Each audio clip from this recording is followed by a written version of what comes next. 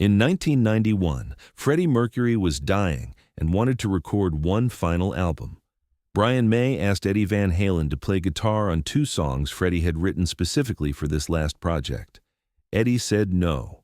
But what Eddie did instead, in secret, at his own expense, working night after night in his studio, left Brian May unable to speak when he heard the tapes. This is the story of how Eddie Van Halen proved that some people can never be replaced by showing exactly what replacement would sound like. It was March 1991, and everyone in the music world knew Freddie Mercury was dying. He hadn't publicly announced his AIDS diagnosis yet, but the rumors were everywhere. Freddie had stopped performing live. He looked frail in the few photographs that emerged. Queen's inner circle knew the truth. Freddie had maybe a year left, possibly less. But Freddie wasn't ready to stop making music. If anything, his approaching death made him more determined to create. He'd written 2 new songs, beautiful, haunting pieces that felt like farewell letters set to music. He wanted them recorded. He wanted them to be part of his final album, the last thing he'd give to the world. The problem was that recording these songs required guitar work that was beyond what Freddie could ask of Brian May emotionally. The songs were about dying, about saying goodbye, about the pain of leaving people you love. Brian was already devastated about losing Freddie. Asking him to play guitar on songs about Freddie's death felt like torture. Brian called Eddie Van Halen in April. They'd met a few times over the years, always with mutual respect. Brian knew Eddie's reputation for emotional guitar work. Eddie didn't just play notes, he played feelings, and these songs needed feeling. "Eddie, I need to ask you something difficult," Brian said on the phone. "Freddie's written 2 songs for his final album. They're goodbye songs, and I don't think I can play guitar on them. Every time I try, I break down. Would you consider recording the guitar parts? We'd send you the tracks. You could do it in your own studio. Whatever you need, whatever you charge." Eddie was quiet for a long moment. "Can you send me the songs? Just let me hear them first." 2 days later, a courier delivered cassette tapes to Eddie's house. 2 songs, rough vocals by Freddie, basic keyboard and drum tracks. Eddie listened to them alone in his studio. The first song was called Mother Love. Freddie's voice, already weakened by illness, singing about his mother, about childhood, about the love that endures past death. The second was A Winter's Tale. Quieter, more intimate, Freddie describing beautiful things he'd seen, knowing he wouldn't see them much longer. Eddie listened to both songs 3 times, tears streaming down his face. These weren't just songs. They were a man preparing to die, leaving messages for the people he loved. And Freddie's voice, you could hear the illness in it, but also the determination. He was dying, but he was going to finish this music first. Eddie called Brian back. "I can't do it," he said. Brian's voice was heavy with disappointment. "I understand. It's a lot to ask. Thanks for considering it." "No, you don't understand," Eddie said. "I can't do it because you need to play those guitar parts, not me, not anyone else, you." "Eddie, I've tried. I can't get through them without falling apart." "I know," Eddie said, "but that falling apart, that's what those songs need.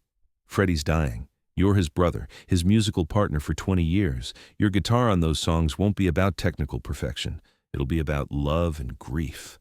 That's what those songs require. That's what Freddie needs from you." Brian's voice cracked. "I don't think I'm strong enough." "You are," Eddie said, "but I'll prove it to you." Over the next 3 weeks, Eddie did something extraordinary. He recorded both guitar parts himself, complete professional recordings. He spent hours on each part, crafting solos and accompaniment that were technically perfect.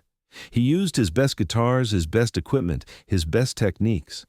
When he finished, he had 2 complete versions of Freddie's final songs with Eddie Van Halen on guitar. They were beautiful. They were emotionally powerful. They were exactly what Queen could have released if Brian couldn't do it himself. But Eddie wasn't planning to send them to Queen to use. He was planning to send them to Brian as proof. Eddie packaged the tapes carefully and wrote a letter that he included with them.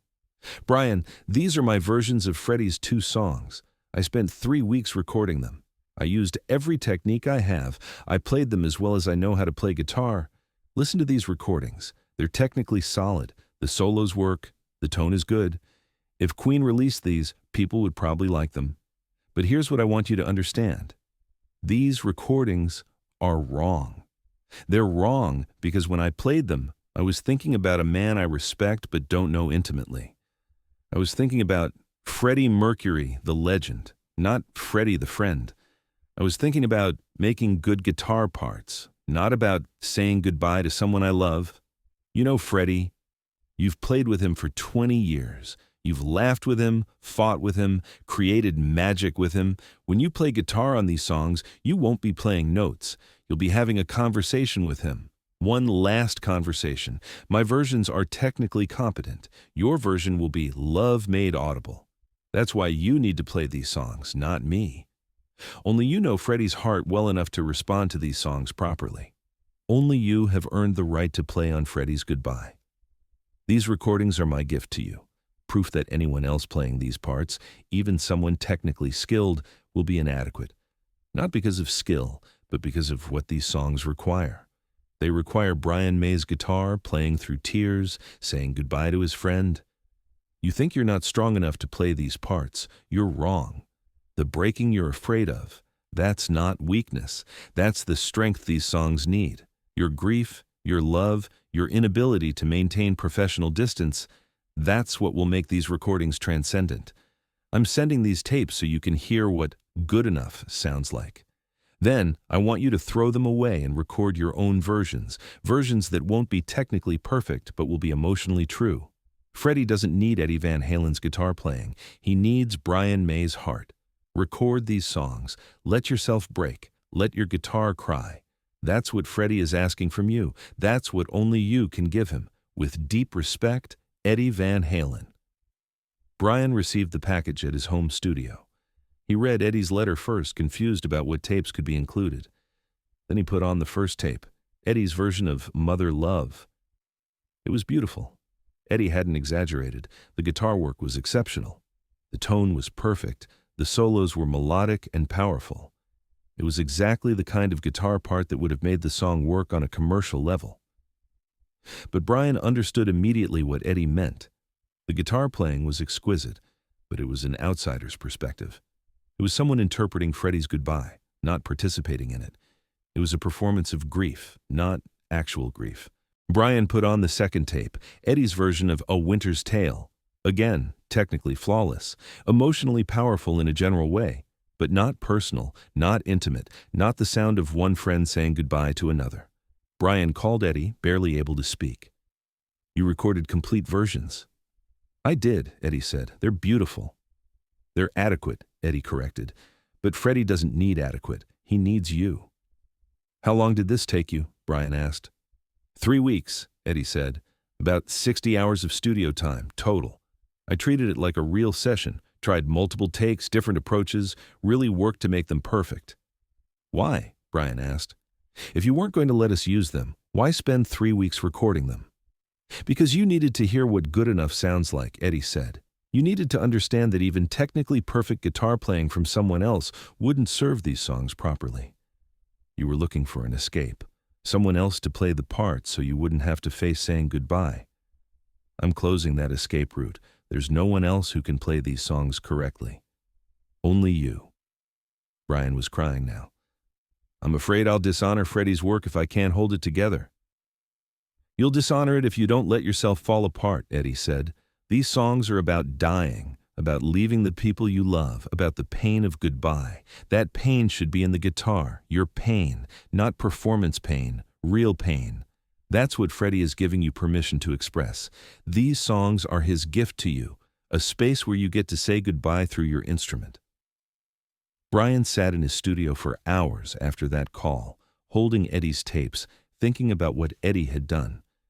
Eddie Van Halen, one of the greatest guitarists in the world, had spent 3 weeks recording parts for songs he'd never get credit for, never get paid for, would never tell anyone about. He'd done it solely to prove a point, that Brian May was irreplaceable on these recordings. 2 weeks later, Brian went into the studio to record his guitar parts for Freddie's final songs. He didn't tell the rest of the band about Eddie's tapes. He just brought Eddie's letter, read it once more, then set it aside and picked up his guitar. Recording Mother Love took 6 hours. Brian broke down multiple times. He had to stop, compose himself, start again. The guitar part he eventually recorded was raw, vulnerable, imperfect in technical terms. But it was real. You could hear Brian's love for Freddie in every note. You could hear the goodbye, the grief, the desperate wish that this wasn't necessary. A Winter's Tale was even harder.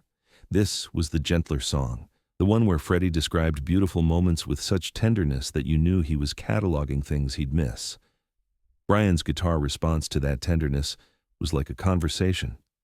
Freddie singing about beauty, Brian's guitar agreeing, amplifying, mourning the loss of someone who could see that beauty. When the recordings were finished, Brian called Eddie. "I did it. You were right. My versions they're not as technically clean as yours, but they're real. They're perfect," Eddie said, "because they're you saying goodbye to Freddie." "How did you know?" Brian asked. "How did you know that I needed to hear what replacement would sound like before I could do it myself?" "Because I've been replaced," Eddie said simply.